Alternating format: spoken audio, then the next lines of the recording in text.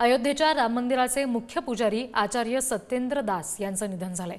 Brain हॅमरेजमुळे उपचारादरम्यान लखनौमधील रुग्णालयामध्ये त्यांचं निधन झाल्याचं कळतंय।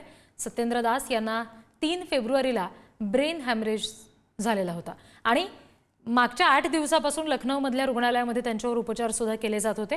मात्र वयाच्या 87व्या वर्षी सत्येंद्र दास यांची प्राणज्योत मालवली।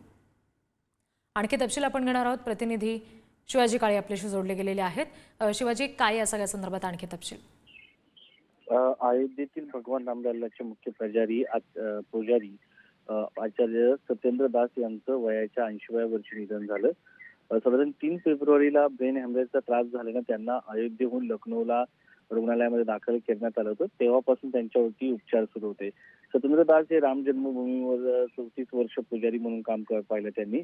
6 डिसेंबर 1992 ला जेव्हा बाबरीचा विध्वंस करण्यात आला, बाबरी पाडण्यात आली, तेव्हापासून आज तागायतपर्यंत रामलल्लाची पूजा करताना पाहायला मिळत होते आणि पूर्ण आयुष्य त्यांनी जवळजवळ आपलं अयोध्येत समर्पण केलं। अयोध्येपासून तसं जर पाहिलं गेलं तर त्यांचं घर 90 ते 100 किलोमीटर अंतरापासून होतं। मात्र भक्तिपूर्ण वातावरणात त्यांचा सांभाळ झाला। लहानपणापासून ते भक्तिमय वातावरणात वावरले आणि सातत्याने जर आपण पाहिलं तर एक मृदू स्वभावाचे ते होते आणि मंदिरापासून काही अंतरावरती एक अत्यंत साध्या घरामध्ये त्यांचं राहणीमान होतं। सर्व लोकांशी भेटायचे। महाराष्ट्रातील लोकांशी खास करून त्यांचा संबंध असायचा। राम मंदिरातील ज्या लोकांनी राम मंदिर आंदोलनामध्ये सहभाग घेतलाय त्या लोकांशी त्यांचा चांगला संवाद असायचा।